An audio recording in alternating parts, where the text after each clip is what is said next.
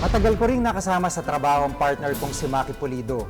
Pero ngayong gabi, panahon na para maglipat ng pahina ang kanyang paglalakbay bilang isang mamamahayag. 15 taon na akong reporter. At sa bawat araw ng aking trabaho, Hi, sir. iba't ibang kwento at mukha ang nakasalamuha ko. Wala dito sa Kota Kinabalu, mga tatlong... Ngayong gabi, samahan ninyo kong balikan ang mahahalagang istoryang tumatak sa aking reporter's notebook.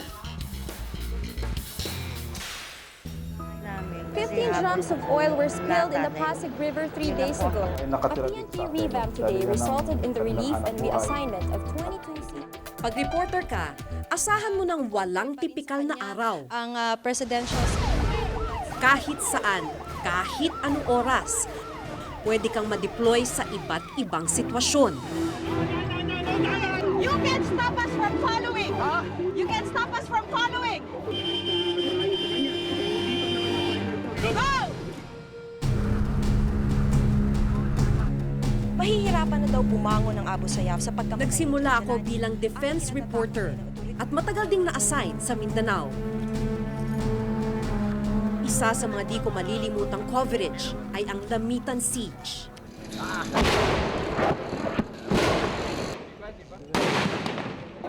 Dito ka! Putz!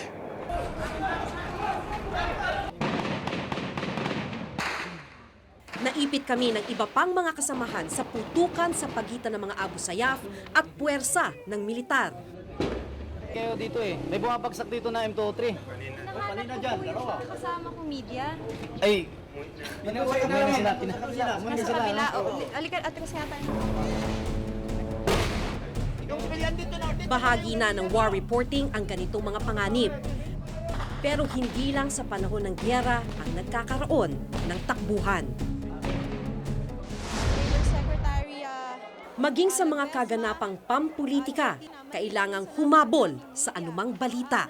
Ayan si Maki Pulido. Si Maki kami nagagalit? kararating natin, tumakbo tayo mula sa presidential residence kung saan nagpatawag, bigla na lang nagpapasok kontra dun sa unang impormasyon na ibinigay sa atin na umalis na ang Pangulo. Actually, sa ngayon ay pasakay pa lang siya ng presidential barge. Personal naming inalam. Sinaliksik ang bawat anggulo. Taong 2005 noong magsimula ako sa reporter's notebook. Hinihintay na lang nila yung oras nung pag-alis ng lansya, mga 2:00 daw ng hapon, tutulak na para makatawid na papunta ng Sabah. Pangbangka naman daw to, pero mas marami daw yung pasahero kaysa dun sa una nating napuntahan. Sa programang ito, sinikap naming bigyan ng malalimang pagtingin ang mga balita at mahahalagang issue. 131 ang bilanggo dito sa Sika Building. Karamihan sa kanila, pinaghihinalaang miyembro ng Abu Sayyaf. Walang pinalalampas na kaganapan. Kung may balita, doon agad ang punta. Gaya na lamang ng tila sunod-sunod na mga kaguluhang naganap sa pagitan ng militar at mga nag-asang miyembro nito.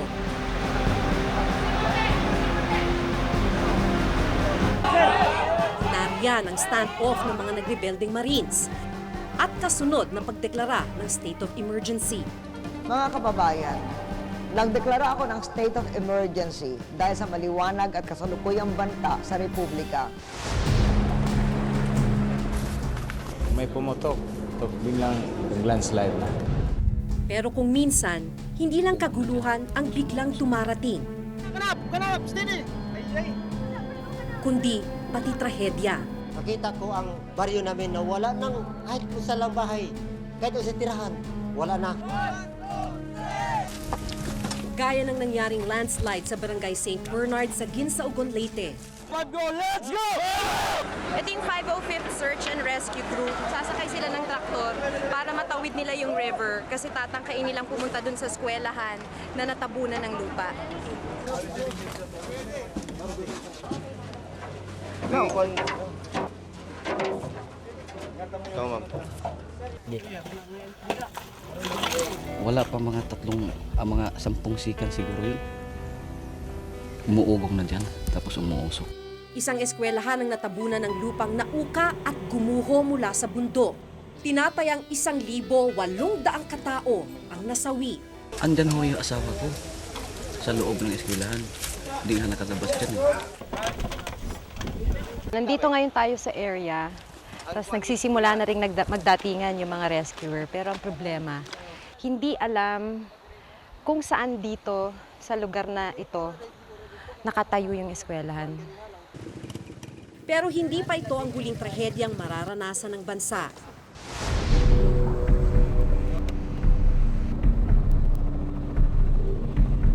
Maging sa dagat, nagaganap din ang disgrasya. Malapit na mula sa Pampang kung saan tumaob yung MV Princess. Ang pagkakasabi sa atin, mga 100 meters ang layo ng MV Princess mula sa shoreline. Walang makita mga pista namin. Hindi ko makita yung katawan ng nanay ko. Hindi ko malaman kung buhay o patay ng nanay ko. Hindi ako aalis dito.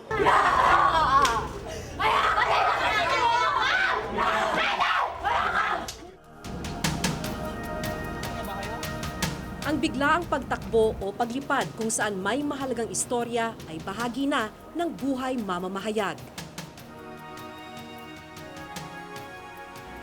Pero hindi lang giyera, trahedya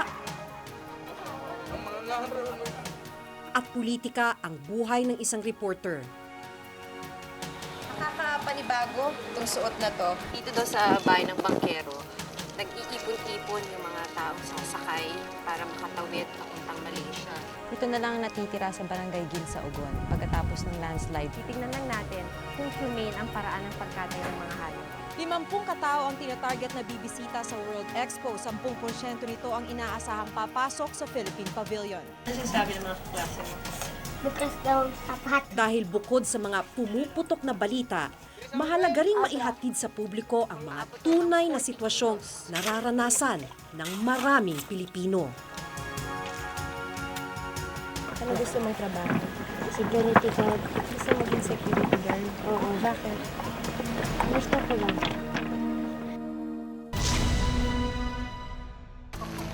Bigat na nga yung binubuhat nila. Sobrang alikabok pa dahil sa semento. Kaya mahirap puminga. Dito sa Ilog Siato, nakasalalay ang kabuhayan ng mga bata tulad ni Rico. Mukhang madali, pero mapanganib ang trabahong ito. Hindi na lang nila pinapansin dahil mas natatakot sila na magutom. Proud to be Pinoy ka ba? Araw-araw ako lalaban para sa kapayapaan at pagkakaisa ng sambayan ng Pilipino. Tuwing may laban lang si Pacquiao, tumutulong ka ba sa bayan? Gusto kong maging doktor kahit walang kapalit. Tuwing may trahedya lang, ang pinakamabibigat na tanong tungkol sa ating pagkatao. Hahanapan ng sagot ngayong Sabado. Hindi namin tinatanggap yung identity na Filipino pagkakamali ito. Ikaw ba ay Pilipino sa isip, sa salita at sa gawa? Investigador! Ngayong Nobyembre, maghaharap-harap ang mga nais tumakbo sa pagkapangulo. Kilalanin at kilatisin sila sa Isang Tanong. The GMA News and Public Affairs Presidential Forum. May pagkakataon kayong ipabot sa mga nagbabalak tumakbo ang inyong Isang Tanong. Magpunta lamang sa www.gmanews.tv at hanapin ang Isang Tanong icon o kaya'y magpunta sa www.gmanews.tv/Isang Tanong.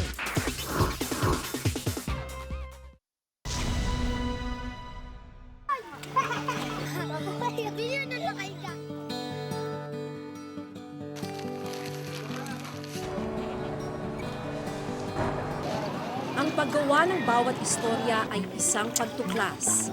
Pagtuklas sa mga realidad ng lipunan at pagkilala sa tunay na buhay ng iba't ibang taong nakasasalamuha.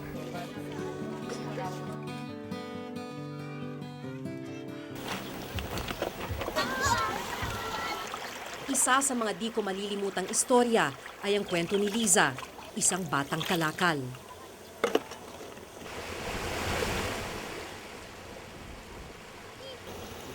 Masangsang ang amoy ng lugar dahil sa katas ng samut-saring basurang naiipon sa malaburak na tubig.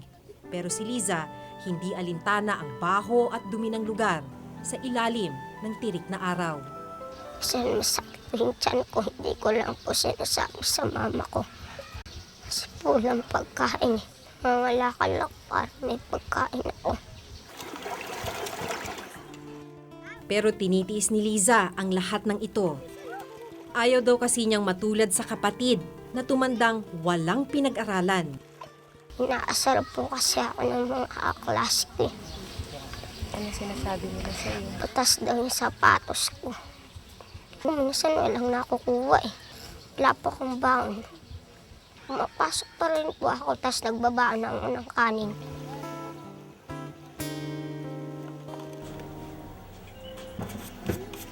Marami ang sumulat at tumawag sa amin matapos i-ere ang kwentong ito para magbigay tulong kay Liza.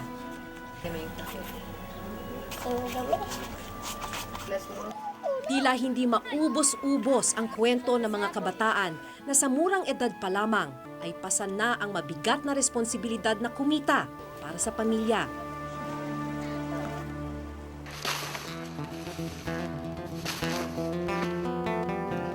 Bigat na nga yung binubuhat nila. Sobrang alikabok pa dahil dun sa semento. Kaya mahirap huminga. Tulad ng mga batang kargador sa Bacolod na naging bahagi na ng buhay ang pagbubuhat ng simento. 12 taong gulang pa lang si Reinhard nang magsimula sa trabahong ito. Masakit ba ngayon? Ang marka ng nakalipas na 5 taong pagbubuhat, bakas na sa kanyang katawan. Sa tuhod? May arthritis ka? Nagkakuan sa tuhod ko. Saan mo na siya nabatyagan? Wala pa ako di star. Nablatian ka na. Kagobra ka na sa una. Ay, sakla!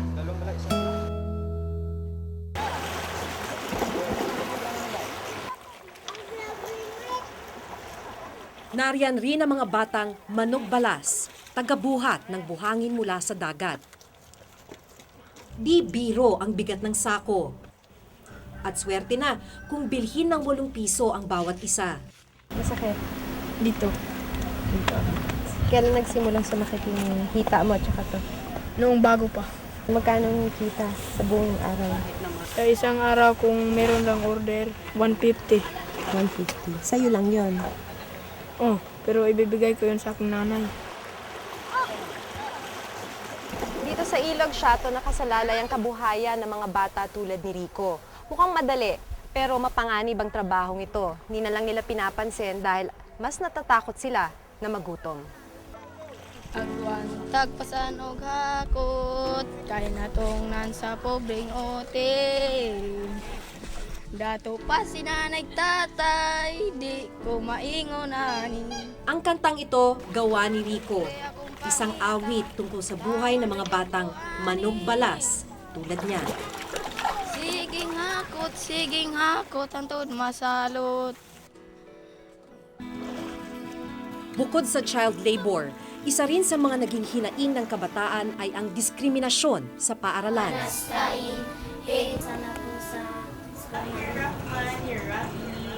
Maraming mga batang Muslim na rin ang nag-aaral dito sa Maynila. Sa lugar kung saan mas marami ang ibang relihiyon, kadalasang iba raw ang turing sa kanila. Pag nasa eskwelahan, sino na yung nakaranas dito ng niloko ng kaklase o pinagsabihan ng teacher? Madumi po daw kasi mga Muslim. Kwento ni Roserda, hindi lang daw pangungutya ng kaklase, kundi pananakot din ng ilang guro ang dinaranas nila sa eskwela. Sabi po ng mga teacher po doon, tanggalin mo. Pag hindi mo tatanggalin, sasabunutan ka po, tapos dadalhin ka sa guidance. Anong nangyari nung pinagsabihan ka ng gano'n ng teacher? Wala po. Hindi na lang ako kumibo. Bukod sa kabataan, marami pa ang dumaranas ng iba't ibang klase ng paghihirap sa lipunan. Ilang beses ring naging bahagi ng aking mga ulat ang kakulangan sa iba't ibang serbisyong inaasahan ng mamamayan. Walang pambili ng pagkain.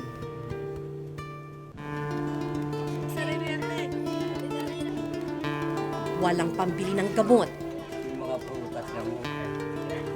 Walang matirahan o di kaya'y iwinawaksi sa lipunan. Ilan lang ito sa mga kwento ng marami pang mga Pilipino. Mga salaysay na patuloy pa rin dapat tutukan at tugunan ng mga kinauukulan.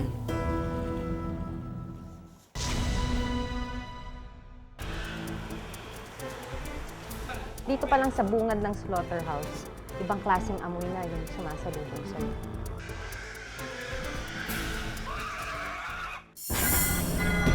Seryoso ang banta sa kalikasan. Seryoso rin kaya ang mga nais maging pinuno ng bayan? Panahon na para mag-iba ang kulay ng politika. Dahil ngayong Nobyembre, magkakaalaman na kung sino ang may tunay na Green Agenda. Abangan sa Born to be Wild, Miyerkules pagkatapos ng saksi. Yes! Magandang gabi mga kadribo!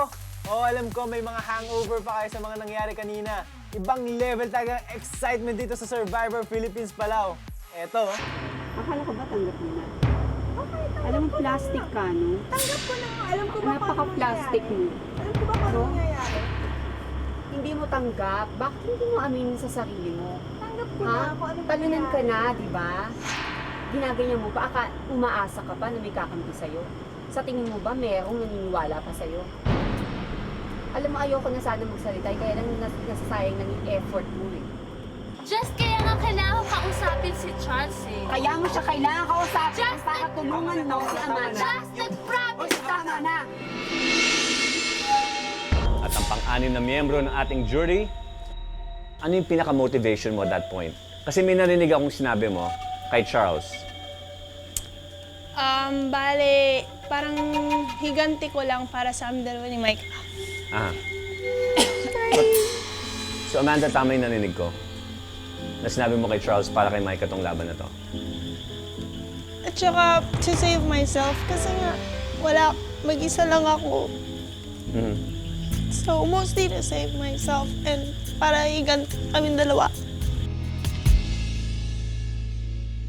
So meron tayong activity na gagawin ngayon. Kung dati ang nangyayari is one-on-one, ang gagawin naman natin ngayon, isa-isa kayo lalabas, pag-uusapan namin kayo sa harap ng jury, at magtatanong ako ng mga questions sa inyo. Ang kakaiba sa alyansa namin, meron kaming freedom na magsalita at express kung ano yung iniisip at nakaramdaman namin. Walang pumilit sa amin na kahit na sino na buuin o sumapi dun sa alyansang yun. This is your first Pinoy Soul Survivor, JC. Bukas ulit sa unang hirit, ito ang Survivor Philippines Exclusive! Yes!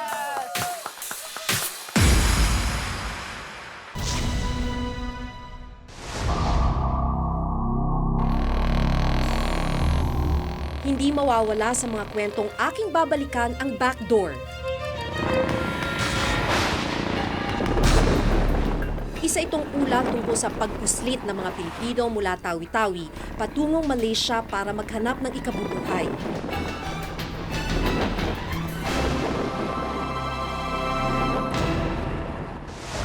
Sa gilid ng bahay, nakaabang na ang mga gagamiting bangka. Ang tawag nila dito, Jongkong. Bale, 20 passengers yung capacity ng isang ganito. Ito na yung mismo na gagamitin nila para makatawid papuntang Sabah.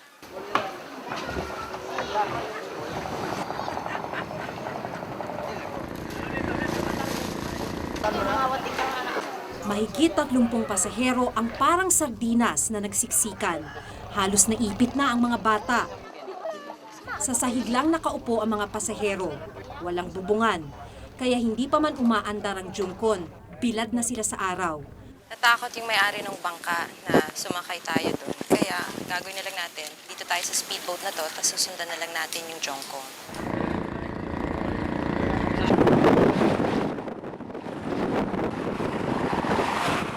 Dahil sa laki ng mga alon, mas bumagal pa ang takbo ng Jungkon.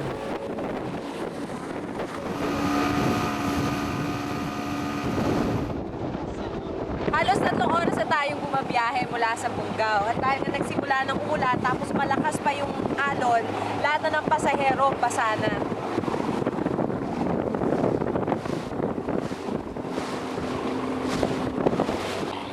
Walang tigil sa pag-alis ng tubig ang isa sa mga tauhan ng bangkero para di maipon ang tubig sa bangka. Kumusta po kayo? Okay lang? Basta? Kumusta po yung mga bata? Mga baby? Okay lang yung anak nyo?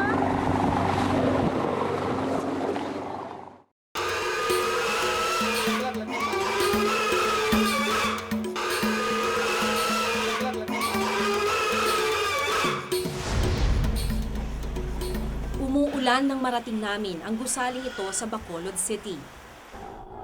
Dito pa lang sa bungad ng slaughterhouse, ibang klaseng amoy na yung sumasalubong sa'yo. Madilim, mabaho, nakakakilabot sa dumi. Sa dami ng butas sa bubong, halos wala nang natirang yero. Sa maruming lugar na ito nanggagaling ang mga karning ibinibenta at kinakain ng mga taga-Bacolod. Ito ang slaughterhouse ng syudad.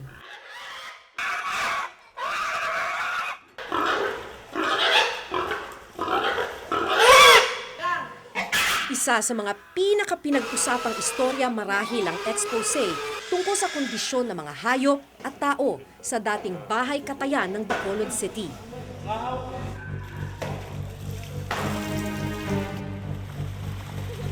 Tinatayang 1 tonelada raw ng dumi mula dun sa slaughterhouse ang binabagsak dito nga sa ilog araw-araw.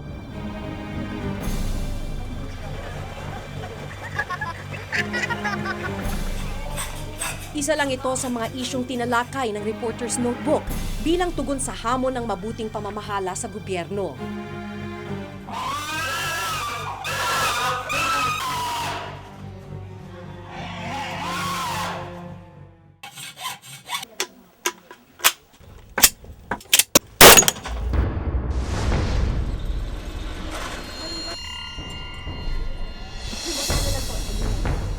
Ngayon, 18,000 presyo. Dati sa... bilang bahagi ng special coverage ng Reporter's Notebook para sa eleksyon 2007, inilabas namin ang gatilyo, ulat tungkol sa iligal na paggawa ng mga baril. Kasi ang original, mahal. Yung original, mahal. Di tulad ng malalaking kumpanyang gumagawa ng baril, dito buong tiyagang minamano-mano rin ni Sayid ang pagbuo niya ng armas. Ayon sa kanya, nagkalat ang mga loose firearms sa basilan. Sa katunayan, habang kami nag-i-interview, isang putok ang aming narinig. Politiko ang may mga baril dito. Ano ho yun?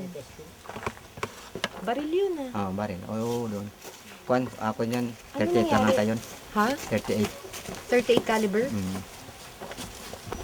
Ano ho yun? Sanay na kayo, no? Wala yan. Parang walang nagre-react eh. Oh. Ah.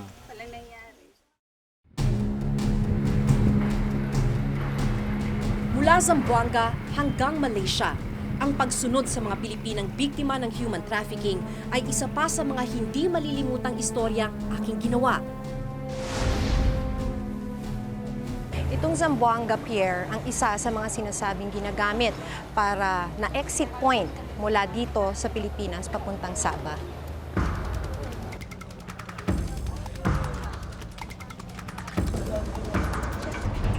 Sa immigration din ilulusot ang mga baklas at flying passport o mga pasaporteng karaniwang pinapagamit sa mga biktima ng trafficking. Magkano binibili ang isang passport? Nababaklas eh. Kung bago sa Zamboanga, nabili kami hanggang 2,500. Ang pagbaklas ng passport, isa rin sa mga racket ni Jose. Isa lang daw sa palatandaan para malaman kung baklas ang isang passport. Una, gagalawin mo rito para malaman kung maghihiwala yung papel. Tapos isa pa, kukuskusin mo yung passport dito sa may tapat ng picture. Kukuskusin mong ganon. Kasi pag nakuskus mo, magmamarka yung papel na pinagbutasan sa loob. Dito sa harap, baklas yung passport. Ang nakakabahala, yung mga tinuturo nilang mga lugar kung nasaan daw yung mga traffic women, nakapwesto sa mga lugar na tahimik, hindi mo aakalain na may mga ganong mga biktima. sa loob ng mga gusali.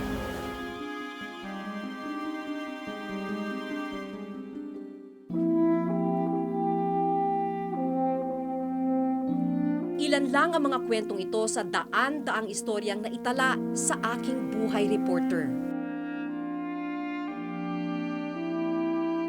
Bawat kwentong aking nasaksihan, tumatak na sa aking kamalayan at sana pati sa mga nanood at nakinig sa aking mga ibinalita. Hanggang sa susunod nating pagkikita. Ito po si Maki Pulido at ito ang nakatala sa aking Reporter's Notebook. Sa susunod na Martes, abangan niyo po ang pagsisimula ng aming serye tungkol sa mga isyong dapat malaman at pag-usapan ngayong eleksyon. Ako si Jigo Manicad at ito ang Reporter's Notebook. Ang ikinatatakot ngayon ng otoridad. Bigla na lang nagpapasok. Okay, dito. Sobrang alikabok pa dahil sa semento. Saan nagdadala? At mga panibago, itong suot na to, nag-iipon-ipon yung mga tao sa Ito na lang ang natitira sa Barangay Gil sa Ugon.